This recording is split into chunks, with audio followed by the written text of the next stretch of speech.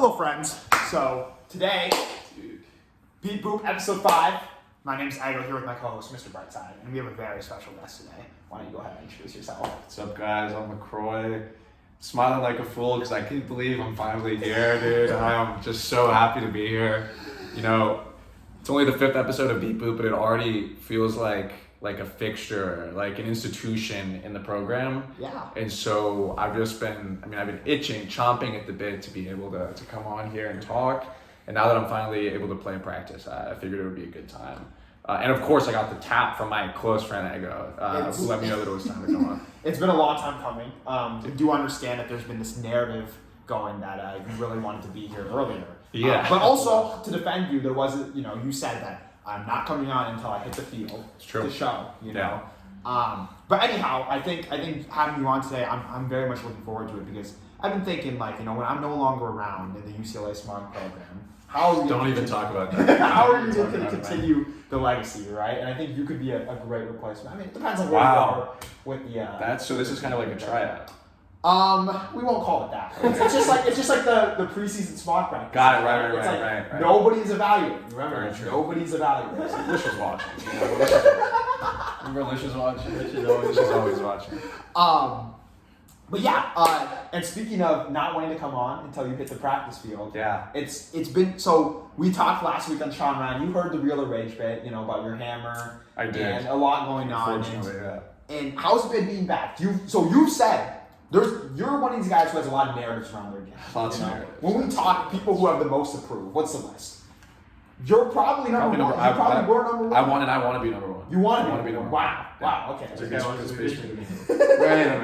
I think I'd probably say Vision right now is up there. Yeah, probably Vision. And most to prove is not a bad thing. It's just not a bad thing at all. We need to see it. He's been talking a big game, whatever it may be, and you and him are the names that commonly come up. True. And does that pressure? Do you feel like it's getting to you? Do you feel like it makes you play better? It's a good question. It's kind of like. As a Frisbee player, my standing in the program has obviously evolved over time. As a freshman, I both felt like, there's not really any pressure on me, but also if I turn it over, well, that's not cool because if somebody's going to turn it over, it's got to be Dio or Gambit or Senate who's taking a deep shot and turning it over. I can't be turning it over on a swing or anything like that. And now that I'm kind of in more of a role where I'm the one who's taking those more difficult shots.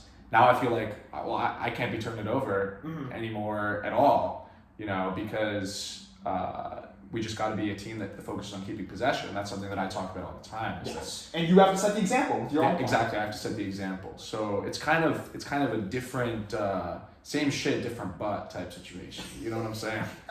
Where it's pressure to not turn the disc over, but it's coming from kind of the opposite end of the spectrum. Got it. And so I think that's kind of emblematic of the pressure that I feel in general, which is I have to perform, I have to set an example for the team with my plan, with my energy, but I also have to have fun, and it's a tug, it's kind of a give and a take, but But you said you only get nervous twice when playing Ultimate, right? It's true. Yes, it's true. The first time is on your first disc touch of the game. First touch of the game, and the second time is the second touch right after you drop the disc. That's exactly and right. And we didn't get to see the second touch after you drop the disc. After the Yeah.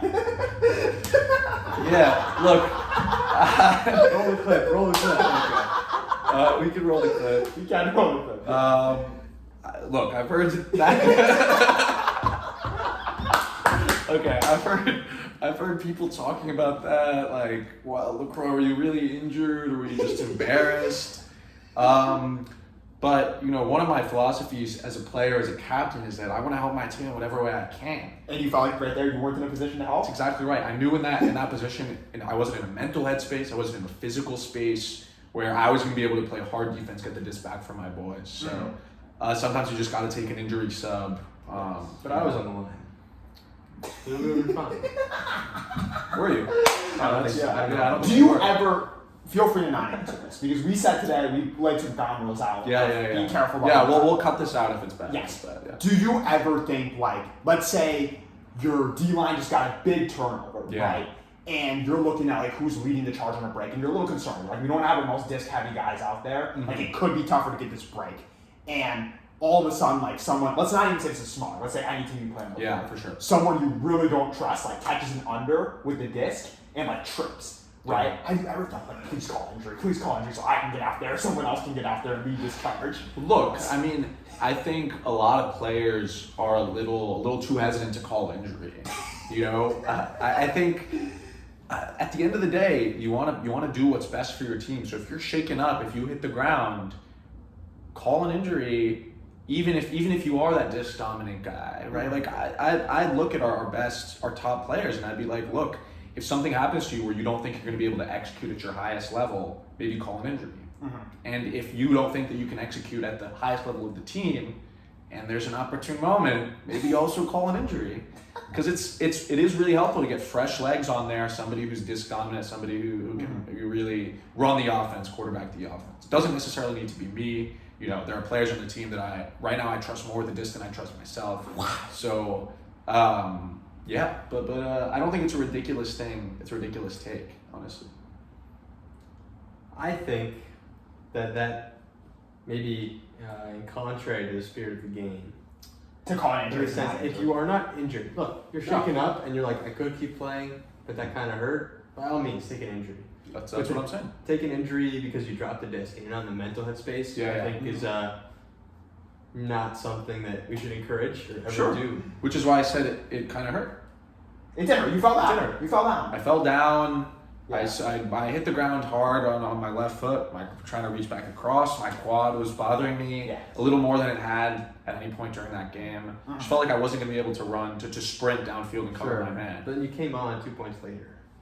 The next game, right? Because that was the last one. I played in the next game, yeah.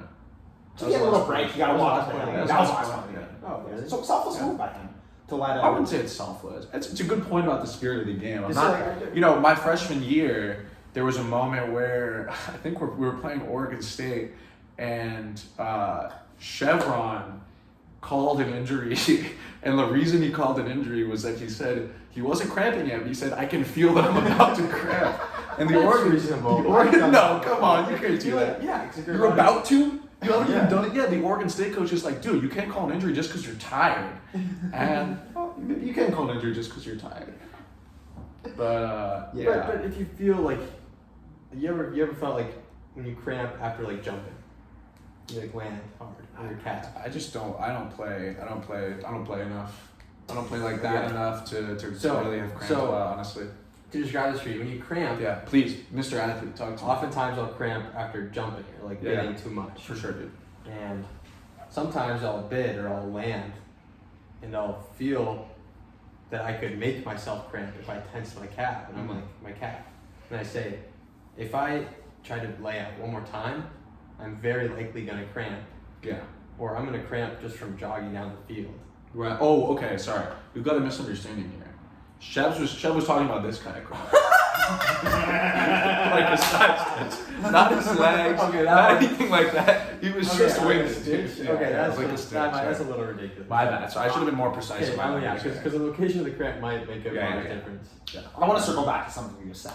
So, I love circling. You said there's guys in the team you trust more with this than you. Now, obviously, we're not going to say names here. Yeah. But, that surprised me because dating back to before I was on Smaug, we had this dialogue, and you were like, every night I go to bed thinking about how I'm going to be the next Riley for this. And that's something that stuck with me. And, why did you say that? We could see from your film. Why did I say that? We could see from your film at the beginning of last year before you tragically got injured, right? Yeah. That, at K-Fall, a lot has been made about your performance last year. You were pressing. Yeah. You were 2 for 6 on Hawks or whatever it may be. You were constantly overthrowing Pico, right? A lot of these things were said.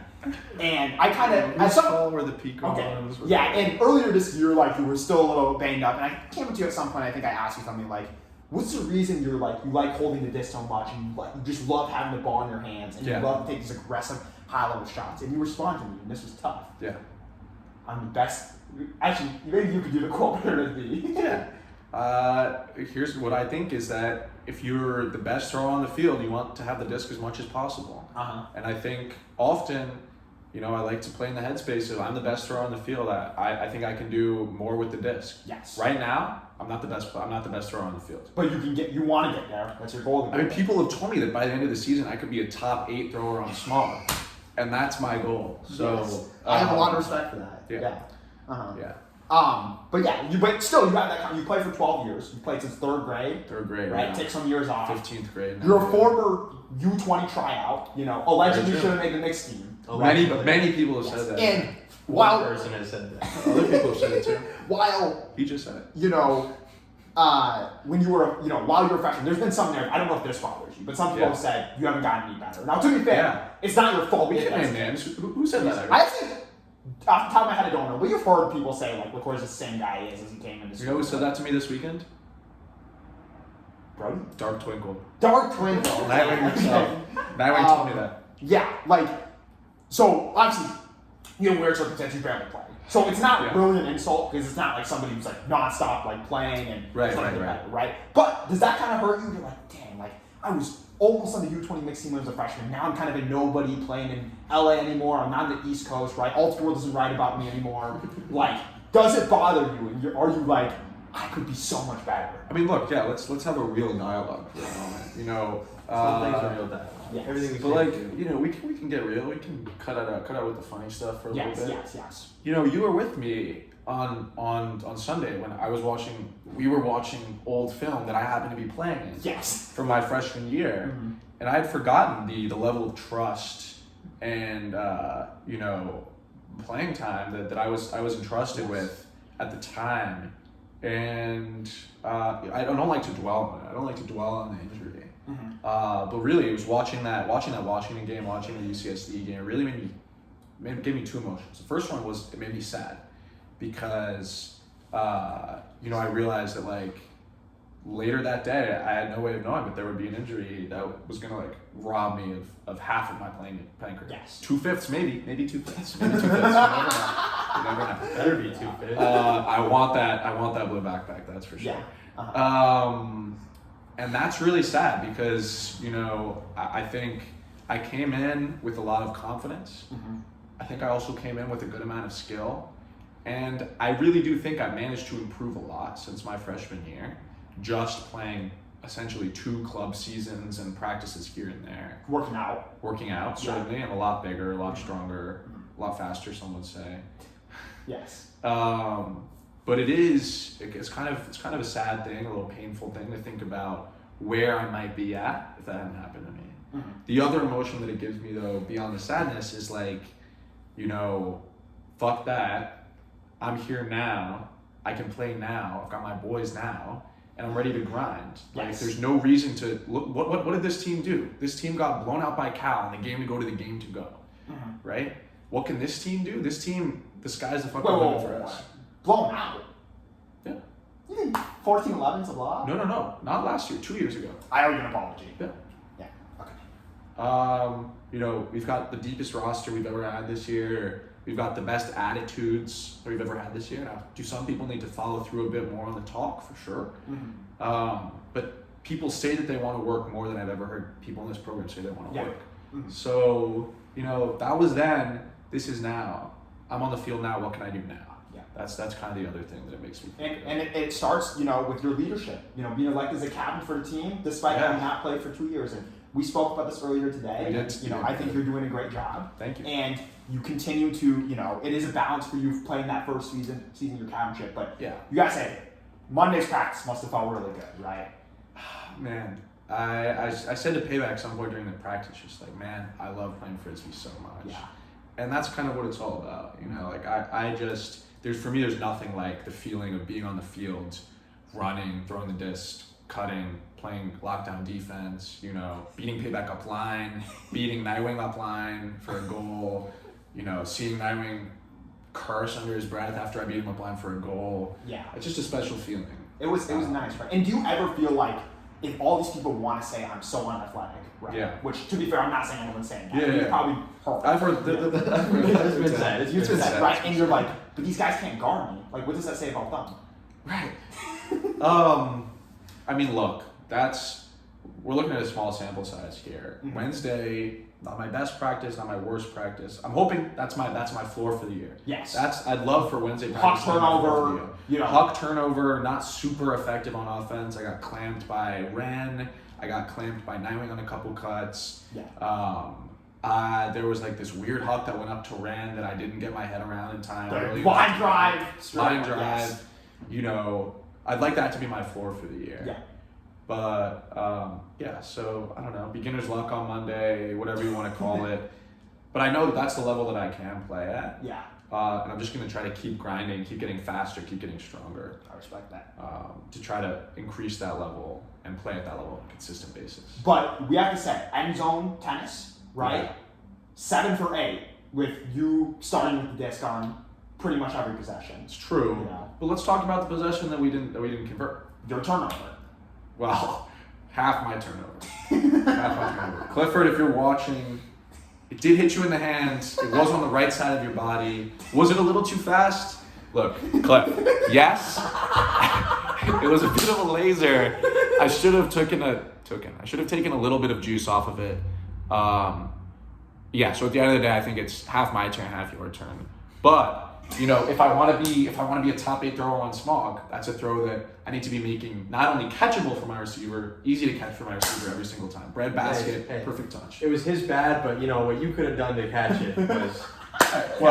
But do you think, and this is something as you know, you told me at the first practice here. We can actually tell the story again. You told me the first practice here. We were on the same team and we were playing end zone tennis, coincidentally. Yeah. We lost like 10-1. Oh, it was horrible. That was terrible. I was very upset, and there was this one point where I think we got just like worked up the open side. Yeah. And I just couldn't control my anger anymore. And I screamed, fuck, after we got scored. I remember that. The court pulls me to the sideline. He's like, I don't want you to do that anymore. And I respect that we had a man-to-man conversation. You said, as a, you know, spirit leader of the team, you could not set that type of example that raging like that is okay in that moment. And I said, you know what? I owe you an apology. I respect that you said that to me. And it got me thinking, right? Like, you know, once again, trying to set a positive example. Should we, anytime that you don't make it the easiest job for your receiver, right? Yeah. Or let's say a catch is a little outside your radius, like down here, right, but you drop it. Yeah. Or if you're throwing it, right, and you put like you throw the cliff. Great example, right? Like it could have been caught. Should we all kind of try to take some accountability and be like, hey, that's 100% my turn. Like, it's our job to make it easier for each other, right? Anything that is 50-50, just put it on yourself. And if we all had that attitude, wouldn't it be good? Yeah, I mean, look, I think I like to say my bad a lot. Yes. I'm a big my bad type of guy. Uh-huh. And look, do I say it sometimes when I think it's not my bad? Yeah, for sure, dude. Like, if it's a really tough catch and I don't catch it, my bad, Dynamite. You should have thrown it a little higher, but also my bad. Are you talking about the one you slid for on Monday? Who knows? If I throw that like that to Cliff, yeah, that's my bad. That's my bad. I think we should be taking accountability, but also I think in addition to having that like external accountability, I like to think I have a very high level of internal accountability. Yes. You know, where I think if the throw, a lot of the time I don't even care if the throw gets caught necessarily. More so, like, did I put it in the right place? If my receiver catches it behind him, I'm not going to be like, wow, okay, you know what, I'm happy with that, like, whatever. You know, I think I like to hold myself to a higher standard, both when I'm practicing throwing and when I'm in games. I like to try to put it in the right spot, because I know that teams aren't going to give us those large margins. So we have to hold ourselves to a higher standard for where our throws go, where our catches go. And I think that's more important than being able to accept blame for things. I think oftentimes when something like that happens, where it's like a 50-50, I can look at the guy and say, hey, we're good. Yeah. You know what you did wrong. Right. I know what I did wrong. Yeah. Mm-hmm. We move on, and we can just move from there. It doesn't have to be this like, oh, that's my bad. Yeah. Like, that's a great take. Everybody who watched it knows exactly what happened. Yeah. Everybody knows. Look, hit your hands. You should have caught it. Could have thrown it better. Everybody can see that. That's like we don't have to talk about it. That's all it turns. We don't have to talk about it. We just say we're good, and you got to know in your head like, hey, what can I do to not turn the disc over there? Right. And the next time you just don't. But would you low-key get pissed in that situation if Cliff goes up to you after he's like, you need to take some speed off that? Because you know that as a good thrower, right? He obviously didn't say that to you. No, he didn't say that to me. Yeah, you know that as a good thrower. I don't know if I'd be pissed. I'd be like, thank you, Captain Obvious. I know that. That's giving out like a bitch tone. No, it's like one of those things where it's like, I'm not going to be upset because he's right, but it's also like, it's what I was saying, like, we're good. We move on. I know. I know. I don't need somebody to tell me, hey, don't turn it over like that again. And look, like, for what it's worth, I think there are some players in some situations where it's actually valuable for other people to go up to them and be like, hey, I think this is what you could have done differently. Like maybe I had this mistake, I think you could have done this a little bit differently. But a lot of the time we have players who like, you know, and for a lot of mistakes, it's pretty obvious. Like what? I'm gonna tell, let's say Kama drops a disc, which doesn't happen, by the way, but I'm gonna be like, Kama, you gotta catch it. Like, that's not helpful to anybody. It's not helpful to me, it's not helpful to Kama. Yeah, I agree. And those are the things where we just move on and people know the mistake. Right. I think it's like more nuanced, like ball placement. Yeah. You see a throw and he placed it, you know, at his chest and he gets layout deep. You say like, hey, next time if you see the defender there, put it outside, right? Nuance. Yeah. And those kind of things that they might not have seen. System stuff. Yeah. But I will challenge you on what you were speaking about before. Please. Yeah. You had this huck at Santa Cruz. Now, some have said this is one of the prettiest hucks you've ever thrown. Yeah. The one to Hero Brian. Yeah. That very deep front corner of the end zone, flick huck, and he gets run down by Milan. That's true. And it gets tipped over his head. And you texted me, I apologize for exposing for this, but you texted me, you're saying, I'm not tripping about that huck incompletion. I put in the perfect spot and HP got ran down, right? I'm pretty sure, just for the record, I did not say exactly that. I think the spirit of that was, I think that's a type of shot that I'm not mad about. That's not just hucking it to flip field. It's hucking it because I think my guy's in a good position and I'm trying to give him a good chance to actually run it down and run down the huck. Again, it so happens that maybe the matchup wasn't optimal, but I have trust in my boys and I'm gonna put that out for them, and I'm gonna keep putting that out for them until they lose that trust. And Kierbein still has my trust as a deep receiver. Respect. Yeah, I think those things happen. If I had executed the throw worse, I would have been mad about it. If Kierbein had been in a worse position, I would have been mad about it. But like these things happen. Nobody makes plays 100% of the time. Were you happy overall with your performance at Sean Ryan? Were your parents proud of you? Of course, my parents were proud of me. Okay, I'm happy to hear that. What are they gonna say? You fucking suck? No. Yeah, they could.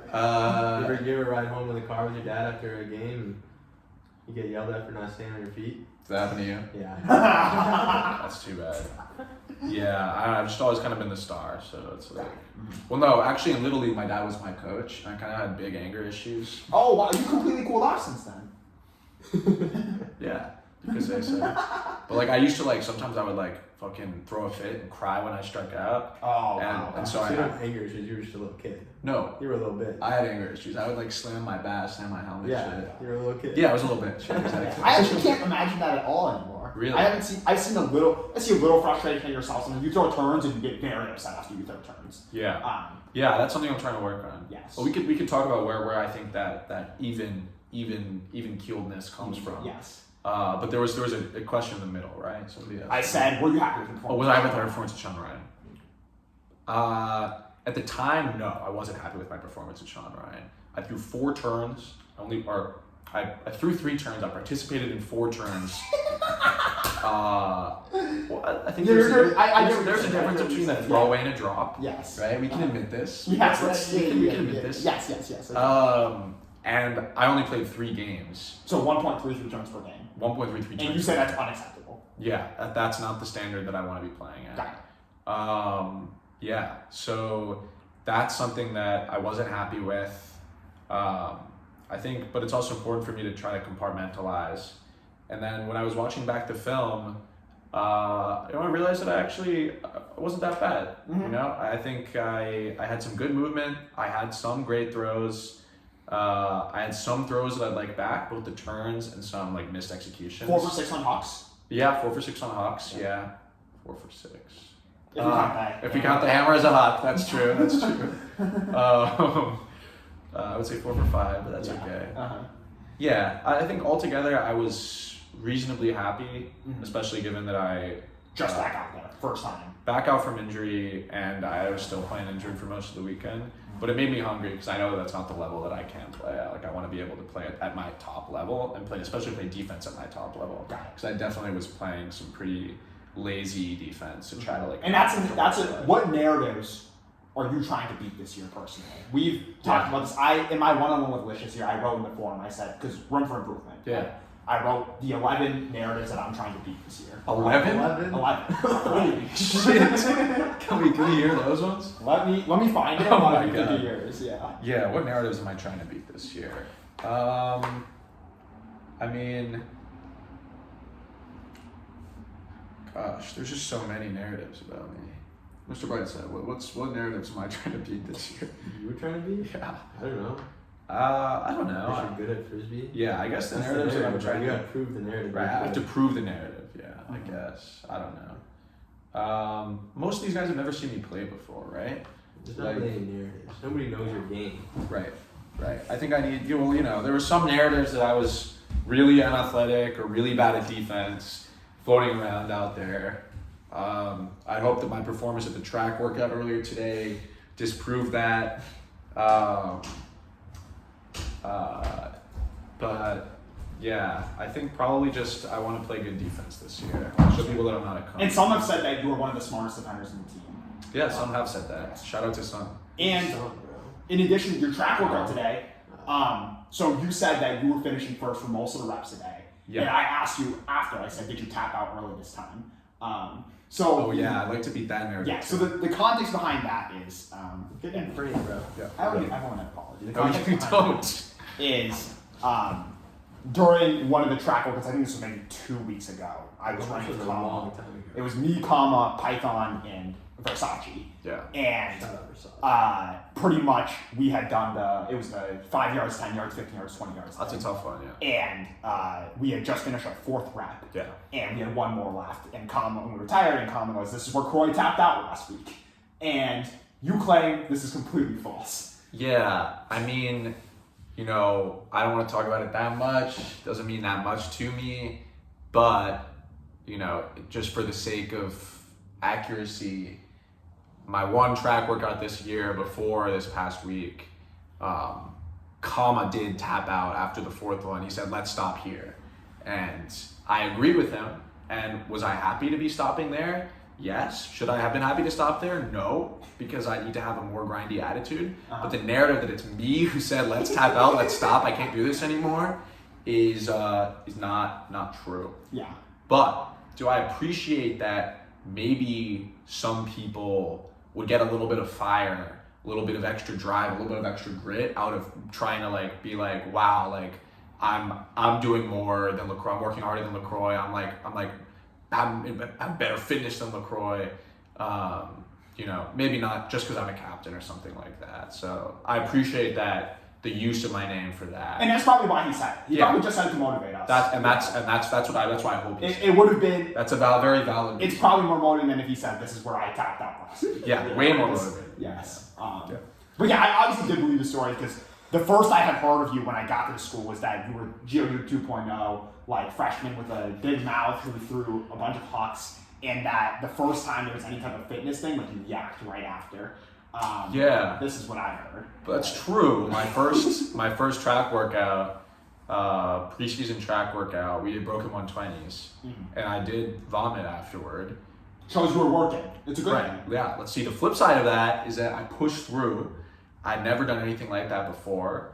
I pushed through. I showed my dedication to playing Frisbee, UCLA Ultimate. I pushed through discomfort. I pushed through the pain, and I finished the reps. I didn't vomit in the middle. I finished the reps. Then I threw up, and then I threw. And it was a great day. Yeah. Okay. I'll read my 11 things that I wrote on this form that I was trying to beat this year. Okay. Being a cone on defense, being slow as molasses, being clampable in the reset space, being the most one-dimensional player on the team, being a bad hupper, being scared to throw it on field, not knowing how to address being poached, being free food in any 50-50 ball, being an overrated sideline presence, that I had a social bid roster spot on the team, that I had the ugliest hammer I've ever seen. Social bid on the team is crazy. Dude, who said that? Who said that?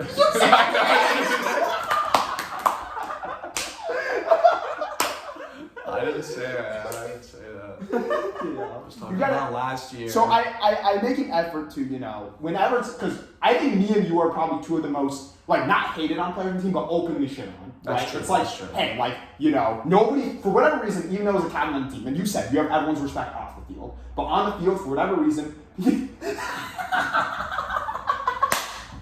people think they can talk to you however they want, right? True. Some people, not everyone. That's actually true. That's crazy. Right, yeah. and people feel comfortable calling you a cone on defense. Not saying anyone more than one person has said that, or a couple people, right? But people feel cool saying that, right? People feel cool saying like, I'm not convinced this guy's good. Like, I think he's a bum, right? And obviously, me, it's a different type of things. But let's be clear. I don't care if anybody's saying that. It doesn't hurt me or hurt my feelings or anything like that. I actually I haven't even been thinking about it at all. All 11 things on there, I've been told at some point, right? Yeah. And it's not like, I've gotten to this point where it's like, there's no point in being sensitive or being butthurt when somebody gives you a criticism of your game. A fair criticism. Yeah. The narratives exist for a reason, right? Now, okay, once in a while you get a narrative, you're like, where did that come from? How is that true in the slightest? Yeah, how is that? Yeah. I've heard that, yeah. But most of the time narratives come from, so you just like take note of it and you're like, hey, like I'm going to prove that wrong. Like I'm going to work to be better. Right. So, that's my attitude on things, and I think you have a good attitude. You don't seem to be bothered by anything people say about you. People have the right to think what they want, and people have the right to think what they want. They have the right to say what they want, and my job is to prove them wrong. Mm-hmm. And I can't do that just by telling them that they're wrong. I have to do that by actually showing that they're wrong. Respect. That's my attitude. Respect. Okay, got it. Yeah. Should we get into a segment? Oh, let's first talk about Scrabble. Are you top 100 in the U.S. now, or is that the world? It's the world in my lexicon. Okay. So there's the international English lexicon. There's the North American English lexicon. Okay. They're both played around the world. The international one has more players around the world. Places like India. So what's the difference between North American and international English lexicon? Yeah. So the international English. This is great, actually. Thank you for asking. I've always wanted to talk about this. The international English lexicon contains. Sorry, let me talk to the camera. The international English lexicon contains words from English dialects around the world. So it contains a lot of words from like Australian English. So the word U-E-Y, which is just like a U-turn in Australian English. That's in the international dictionary. You don't say that here? I say U. Yeah, we do. And I think it should get into ours soon, but it's not in there yet. Or there's a bunch of like slang words from South African English, or from Indian English, or from Scots English especially. There's a lot of Scots words, Welsh words, stuff like that, that have made their way into English dialects around the world. So international plays with everything.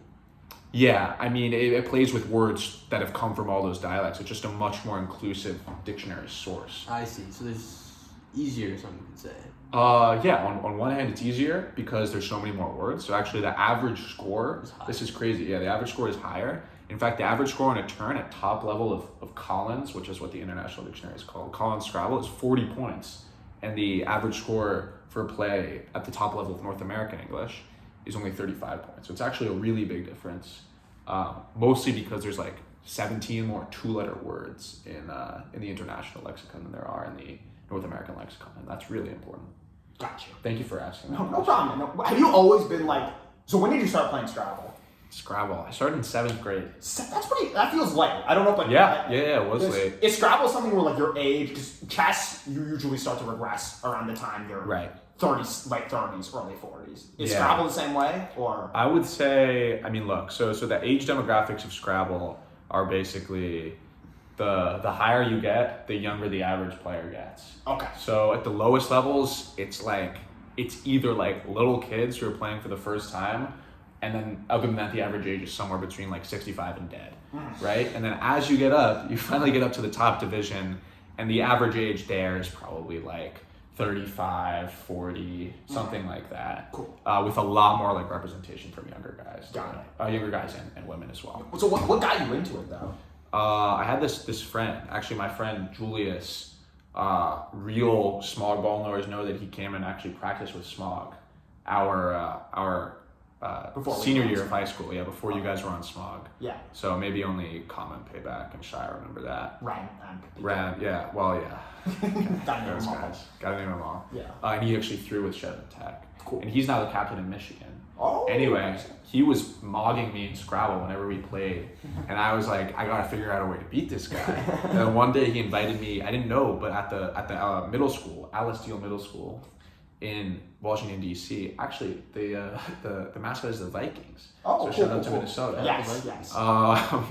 He invited me to come to Scrabble Club, and so I went with him, and then the rest was history. I mean, there was this great coach there, this great culture there, lots of great players. Maybe for Marcus Lee, maybe. You know, great frisbee player. Yeah. At William and Mary, DC Breeze truck stop, also in that Scrabble club. Got it. A couple players for Brownie in Motion were there. Oh, It's so there's really a Scrabble feeder or a frisbee feeder. Some connection between Scrabble and frisbee. Yeah, it's big brain. Probably the team situation. Cool. Yeah, but now I started from the bottom and now I'm top 100 officially, which is really exciting. It feels incredible, doesn't it? Dude, it felt great. It's ascension. It's really been awesome. Okay. We can get into our first segment of the show. This is a new segment. Oh, a new segment. New segment is dropping. So, as you know, Vision, Python, and unfortunately myself have been taking very detailed stats this quarter. I'm aware. Yeah. Right. So we're gonna mostly focus on some mostly positive stats. Awesome. A couple negative stats. Okay. But this is gonna be guess the stat. Okay. This will either be a player stat or a team stat. It's pretty self-explanatory. Okay. I'm excited for this. Anyhow, Sit back for this. let's get out to the first. The first Is it? Are we competing? Yeah, let's have you two compete. Oh, Let's okay. have you guys go back and forth on guesses. Oh, okay. And see who can win first. So this first one is, the question is, what two players were 3-4-4 on Hucks during Sean Ryan weekend? These are all questions related to Sean Ryan. So we'll have either one of you start, whoever wants to start. You go for it. 3 for 4. Okay, so these are people that would throw 4 Hucks, but have to complete most of them. We just talked about him being 4 for 5, so it can't be him. It's not Croix. The Renaissance play enough games. He played 4 games, games. so. Did he throw 3 completions? Did he throw a turn? Surely. Did he throw only 1? This is hard. This takes a lot of thinking. This is a hard one. Okay, I'm gonna try to not think too much and be okay with getting. There's only at the end of the day, there's only 17 options. That's only about 17 people played. And you can rule out, you can think of yourself, rule out Croix. Yeah, you can roll at it. Yeah, but I don't think you're gonna remember who was playing. Okay, but probably Huckers. HB definitely threw more turns. No shade to HB. 12 turns. Remember, somebody has to throw the turns. Okay. Let's not get into this again. Renaissance and You can just go one guess at a time, actually. yeah, I'll say Renaissance. Renaissance is no. Oh, Empire. Empire's one of them. Come on. come. Thomas, no. Shoot. Shire. No. Yeah, that was too easy. I couldn't. Yeah. I'll rip ahead for this one. Yeah. It's a sleeper pick. It's like someone wow, I did not know they were Pico. No. Good guess. Yeah. Dynamic wasn't even there. Not the first name that comes to your mind when you think about Huckers, but probably someone who should come to mind. Was it Ethan Lehman? Ethan Lehman. Yes. That's a point for They were Mr. all LC. the same game. That's the thing. Let's talk about that huck that he threw against Slow up the gut. That was a ridiculous throw. The I still can't believe he threw that. Lost. The camera was lost. Everybody was. That was. I feel like every legendary moment in Smaug history, or half of them, have Capone on the camera. That's true. The one with Vision at Stanford, Yeah. and this one he's Ethan throwing to nobody. That's funny. So That's classic. He's just always on the I camera. gotta know if he was on the camera or if he was just commentating, because it makes it funny if he's just commentating, because he can see the whole field. Okay. The second question, we're gonna give this to whoever can get within 5% of the answer. This is a percent question. What percent was a team on Hawks during Sean Ryan weekend? 73%. 73 is no. That is a terrible take. It's a take, it's a guess. That's a terrible guess. I'm gonna go 53%. Unfortunately, Croix scored back-to-back points. His answer was 51.5. Come on! Really? Yes. That'd be a little higher than that. We threw, anyone want to guess how many Hawks we threw? 6 games. I think we threw 28 hucks. 33. Oh, wow. Okay, I was closer. That's the second point for LaCroix. 33, Okay. and we completed 17. Yes. This third question. This one's a bit of a layup, so we're going to let Brightside go first. Okay. Cool. Yeah, What player Make a wish. had 11 goals and 0 assists? Maybe layup was harsh. I just don't remember these things. You do? Do you know because you saw the sheet? Or No, I'm just pretty sure I know this. Yeah, he doesn't have the stat sheet either. Who doesn't throw assists? And that's kind of a lot of goals. Yeah. Who wouldn't throw any assists? Clock. Clock? It's not focused. I call it clock. Wait. It's like Let me just go through the roster. Oh my god, bro. What the hell? I feel like you're too good of a guess for this game. I'm pretty sure I know who this is. Yeah. I'm just an attention payer. I mean, I'm at a loss. I'm a big stat. I'm at a loss. I don't know. Can I guess? Yeah. Is it CA1? Yeah. Obviously it's CA1. Dude. Come on. He scored so many goals. Yeah, but 0 assists. 11 goals. Just think 0 about 11 assists. goals. Yeah, a lot of people Yeah, he's not a thrower. Let's have right side go first for the rest. No? What the fuck? Is it Okay. 3-0? Hard. 3-0. Next question. Can you name the top 3 players in completion percentage at Sean Ryan? Hint, 2 of them were 100%. 100% completion percentage. Yeah. Is there a cutoff? There's no minimum. Oh, no minimum. Okay. Minimum for throws. Yeah. Okay. So whoever gets 2 here, we'll call the winner. Yeah. So yeah, I don't think Duke threw a turn. Duke. Right side's on the board. He did throw a turn. It was not Gold on the Rush camera? game. It was not Yeah, on the okay, camera. 'cause I know he we threw a cannot turn. count it. I Yes. was gonna say. So he does have an 100% completion rate on the stats. Yes. He did throw a turn. Okay. But your answer's right. Yeah. Well, you don't get to go You again. can go. Yeah, you got I mean, Ark had a drop, but did he have a throwaway? You are right. Arch had 100% throwing Yeah. percentage. Come on, baby. Yes. Okay, one left. The next one person with next highest. Probably Yeah. one turn. This player had 1 throwing turn. Yeah. No. This one no longer 100%. Flapjack. It's not Flapjack. Oh, Yeah. good guess. Good guess. Flapjack may have had 1 throwing turn, but less completions than this player. Yeah, which would have Oh, I yeah, see. Yeah. Oh, we do have to think about when it's less than 100%. Yeah. Completions doesn't matter. Probably doesn't matter. Oh, they actually could throw it. Oh, I think I have another guess. Pico? Not Pico. Osiris. Not Osiris. Oh, he had to have been up there. Then. Osiris had 2 throwing turns. Yes. That's close. That's a good Yeah. guess. Yeah. You have to go again. You have to go again. Even Um, go again. That's Wait for fine. yours again. Yeah, actually, it has to be even. Fine, to give the hint. fine. Let's see. I guess it probably has to be somebody on Empire. Not Empire. Oh, Yeah. Hit. Think about people who were the players on Pod 2. I knew it would be Pod 2. Fuck. Who's on Pod 2? Pico, me.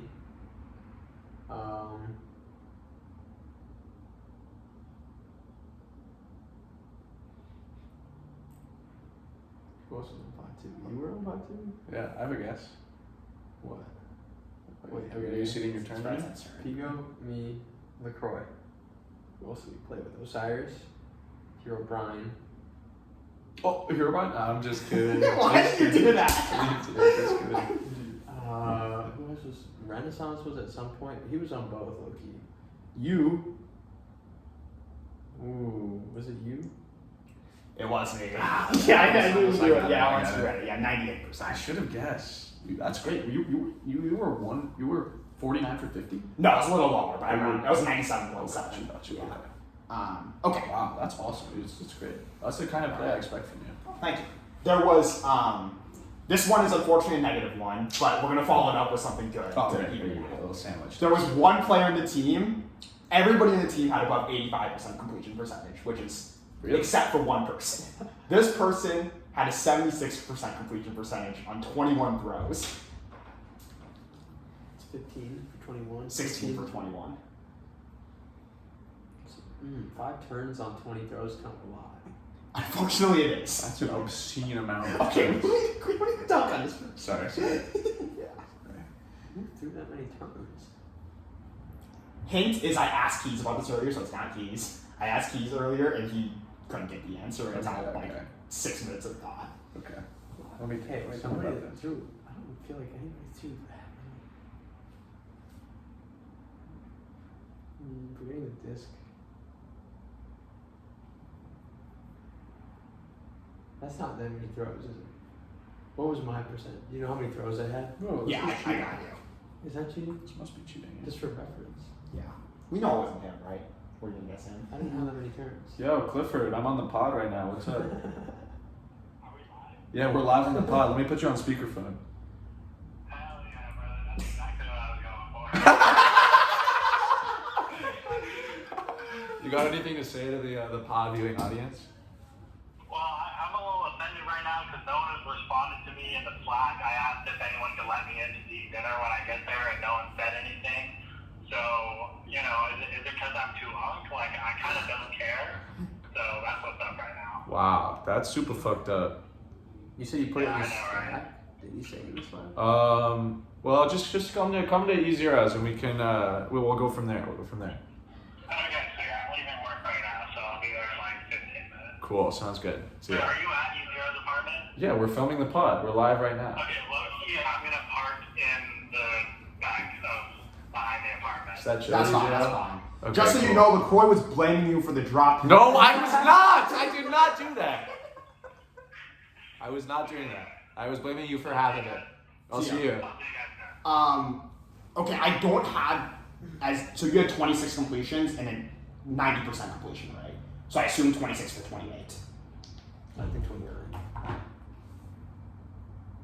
Yeah, you know, all 26 for 29. Wait, so they had 21 completions, but they had So 21 throws. attempts, 21 total throws, 16 for 21. Holy hell! You haven't even guessed yet, right? No. Okay. I don't know, low key. Like, I don't even know what to guess. No, unfortunately, Of course not. Of course not. Oh man. 16 for 21. Gosh. Oh. You think you got it? No. Wait, it couldn't be. No, it couldn't be. Is it Renaissance? It's not Renaissance. Okay. Renaissance touches the disc too much. I know, I thought he touched Yeah. it too much, I but he thought- definitely turned it enough. Wow. It was Python? It was Python. Wow. Yes, unfortunately, it was Really? Python. I don't even remember Yeah, it. remember. That's why it's a sneaky one, because like if I told you to remember one turning through, could you? I can't remember a single turning through. He Yes. played really well. He has told me himself that a lot. His turns, like a couple of them were like hit receiver hands, but it was outside the radius. That was 2 of them. He also, do you remember the one Shire got him and said, "What the fuck is wrong with you?" Yeah. That was 3. So that was 3, and then That he was threw a fire shot. an inside flick to HB that Yeah. kind of just hit the ground. Uh-huh. And I don't remember the last one, unfortunately. Wow. But yes. Yeah. But to give Python credit, he was one of 4 players this weekend to have 3 or more blocks. Can you Oh. name the other 3? Mr. Brightside. Mr. Brightside is 1. Just kidding. Just kidding. Sheesh. Who was good at defense this weekend? Empire. It's not your turn. My bad. Empire. Empire's 1. There's like a ton to guess. Come on! It's your turn now.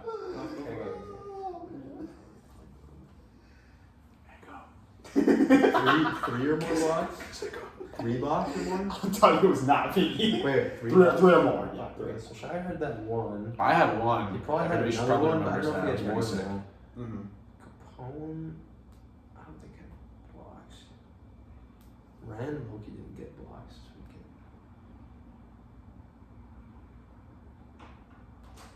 This is the Force universe. I have 7 prepared. This is number 6. Oh, You're leading Force 3-2. Well, he hasn't guessed yet. Yeah.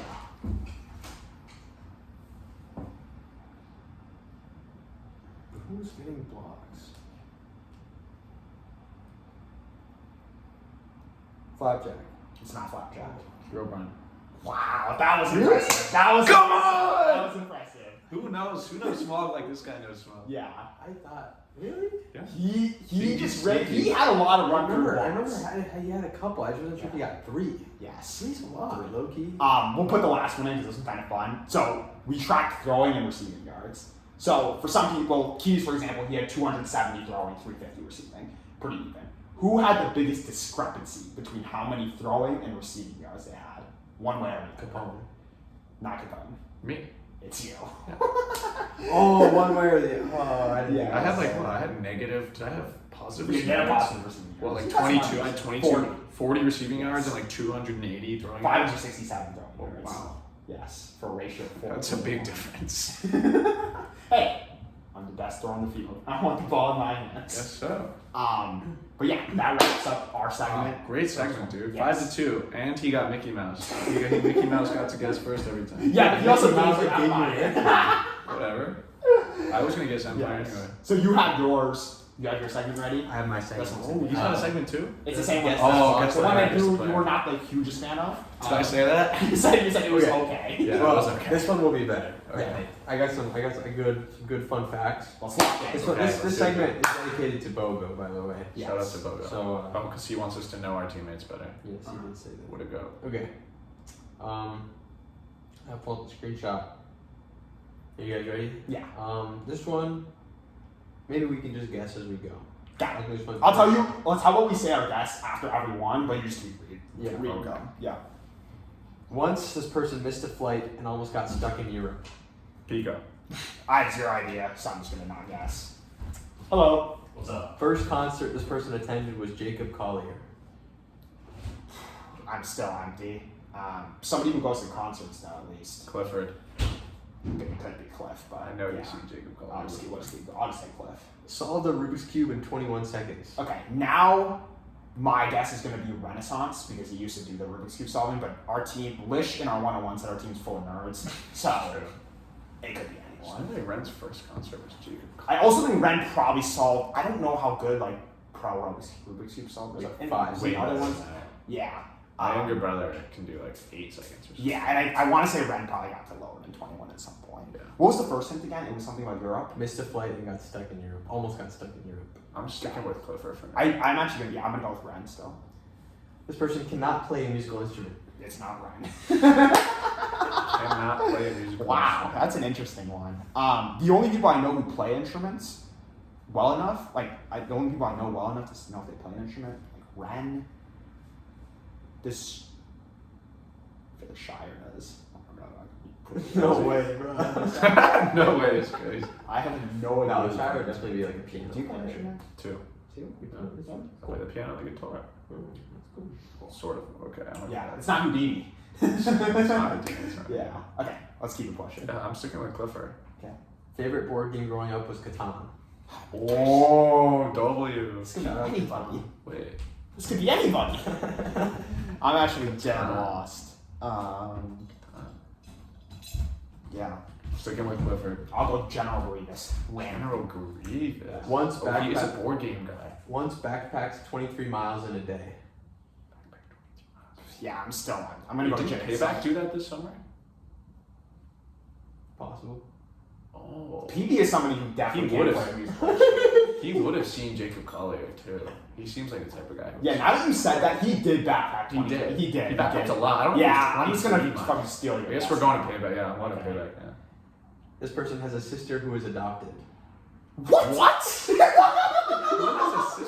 don't know this? There's someone on our team who's You guys don't know this? sister? I thought you guys knew this. I thought this was gonna be No. I do remember hearing about this somewhat lately. sister. I don't think I had anything to do with lately. It wasn't recent that this person said they had. This wasn't news to me, I guess. Oh! Is it Empire? Oh. My guess is Empire. Yeah. This person hadn't played disc before college. I'm sticking with yeah, Empire. Empire does have an adopted sister. Are you locking it in? Yeah. Yeah. But is there any more? No, it's it. That's it? It is Empire. Wow, I learned so much about Empire. Jacob Wait, that's Collier. actually I didn't sick. realize you could go to a Jacob Collier concert and also vote for Trump. That's unbelievable.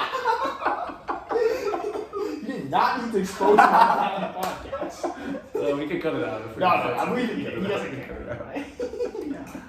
Wow. Wow. Okay, I should have. I was managed to get there about the adopted sister part. But it did catch me. Yeah. I forgot about Yes. Yeah. I'm trying to think about the earlier. that. Dude, you did a great job on that one. I was trying to Yeah, choose you somebody cut that it. nobody knew anything, that doesn't talk much about themselves. Yeah. Nobody knows anything about. Who do you think would be the number one in that? Maybe. Definitely Keys. Definitely Keys. Bro, what the Keys. I know 2 things about You you. know everything about me. Who know? Echo didn't even know that you were born in Minnesota until last week.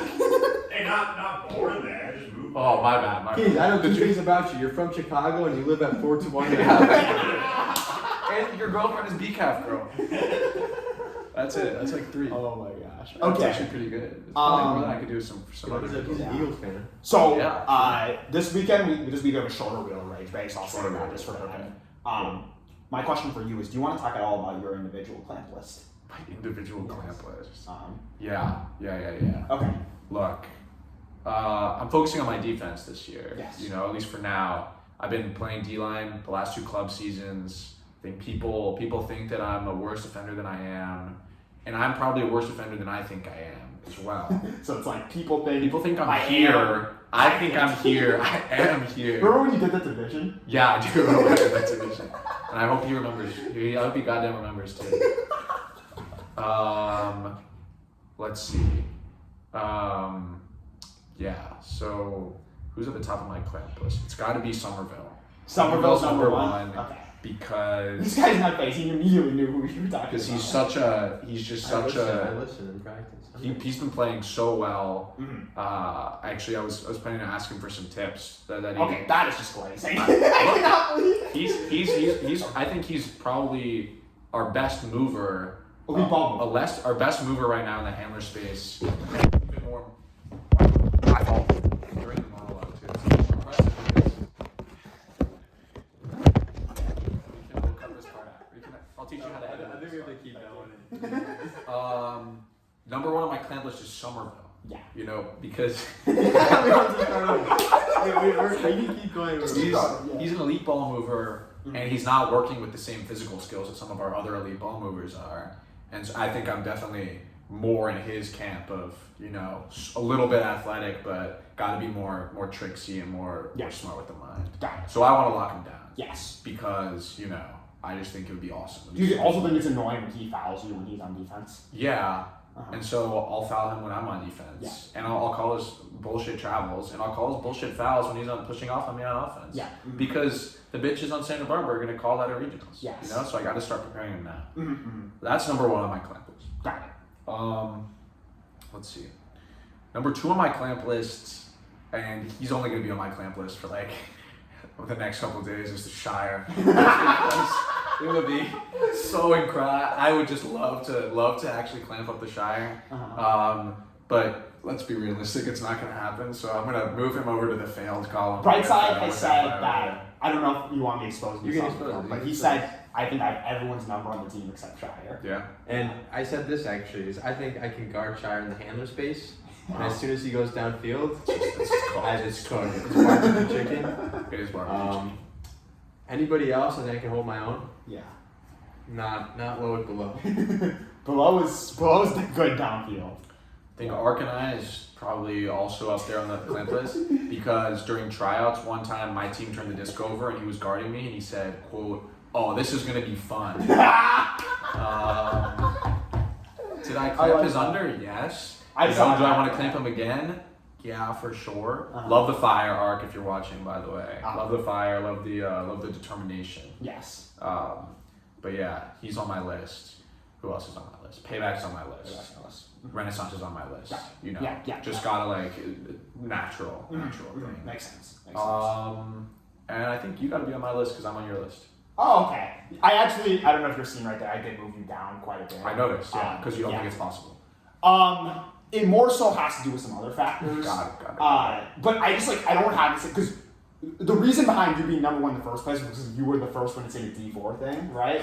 And I feel like after all the hate I received in the last 2 months, that's number 11 in the back of my head, things I actually care about.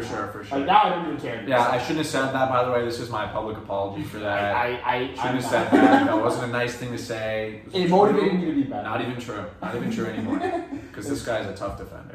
Wow, I appreciate that, but it motivated me to focus on defense. Good. Focus and play. Focus leads to. Yes, and I'll say this, I don't want to give Colin the pleasure of seeing where his name is right now. Yeah. But even though that matchup hasn't gone my way necessarily, it's made practice a lot more fun. Yes. It's when you were dying to there's stop this. There have been some great chirps at practice. Yes. Oh, thank you, dude. I've been working on my game. In the shower, Keys can hear me. And I'm practicing what okay. I'm He's gonna practicing do this, and I'm gonna what say I'm this. Dude, my proudest one is before right as I started talking, and he was poaching off me. Yeah, I caught it through a lefty assist to Cyrus. Yeah, And electric. Yes, and I say, poach off me. And before he even opens mouth, I know what he's about to do. He's about to start blaming the sideline. And I go, yup, blame the sideline, come on, yup. And to be fair to Kyle, like, I'm joking. Like, everyone has acknowledged that, like, our sideline has to be more active. It's like the hallmark of good teams, and, like, we can do better there. But it was like, it felt good, because the whole fall, he's been yelling at the sideline for a lot of things. And I was like, go ahead, blame him again. He's got to take a turn on the sideline. You know?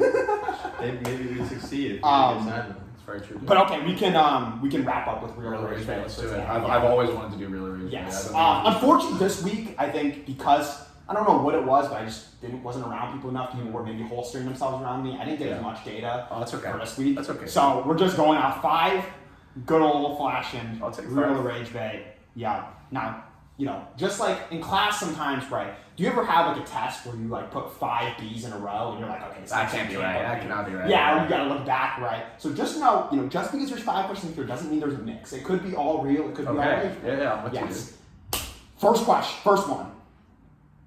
It's not ridiculous to say LaCroix is the best hook on Smaug since El Diablo. What's the opposite of rage bait? Like pleasure bait? That's masturbate right there, dude. I'm being masturbated by that one. That's a real take. It's a real take. That's gotta be rage. It is a real take. Oh, really? Yes. Who said that? Don't tell me. Yes. I want to know who said that. Well, you can tell me off air. Number 2. All flick hooks should be OI. I said that. That's rage bait. Real. Ragebait. Yeah. Yes. I'm bad at this. I'm 2 for 2. Number 3.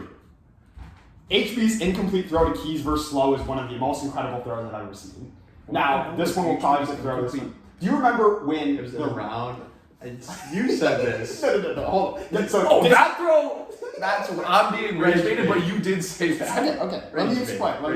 Please say this rage bait. This is a real take, not from me, okay? I was rage baiting when I said it at practice. Now, Keys can confirm, before we had this podcast filming, I was on call with a friend for 45 minutes. We're still on the podcast? Yeah, we're almost done. Oh my god, right? And, somebody was trying to convince me that the throw was receiver error, and it's unbelievable. Bro, I heard this guy say, no, it's not Key's fault. On the phone, I'm like, bro. I was trying to convince you of that. I'll leave that anonymous. Oh, it's right. There was somebody who was very adamant that the throw was a great throw, and had Keys bid for it, he would have caught it. It was 10 yards away. Yeah, exactly. Even if I think you have the fucking biggest legs in the fucking land, dude. That's ridiculous. Okay. There's just no way. So that was a real take. Next take. Unbelievable, dude. If LaCroix could throw over the tops, he'd be a top 3 thrower on the team. That's rage bait. Rage bait. Obvious You rage can't throw bait. over the tops. Yes. Thank you. That is double rage bait. Obvious rage bait. Take 5. The 2 biggest egos on Smaug are currently on the couch. Ooh, that's a good take. Not true, but wait. So you're saying somebody said that verbatim, or they said Verbatim. Like they're like. Oh, because they knew that it was. Yes, they knew you were. Yeah, they knew you were coming. That's a real take, I guess. It's not true. It's a real take. Rage bait. This is weird. The person said it's somewhere in between. It's both. That's 5 for 5. I'm counting that as 5 for 5. That's fucking good. No. Wow. Who said that? That's funny. Python for sure. Boston literally has to be Python. Anyhow, was there anything we want to cover before we get out of here? It was a fun episode. Great episode. Yeah, you were great at talking. And you used to do YouTube videos, right? Yourself. I still plan on. I plan on coming back to the game at some point. Is that Truth Mate? Truth Man, yeah. Follow me on, or subscribe to me on YouTube and follow me on Twitch, actually.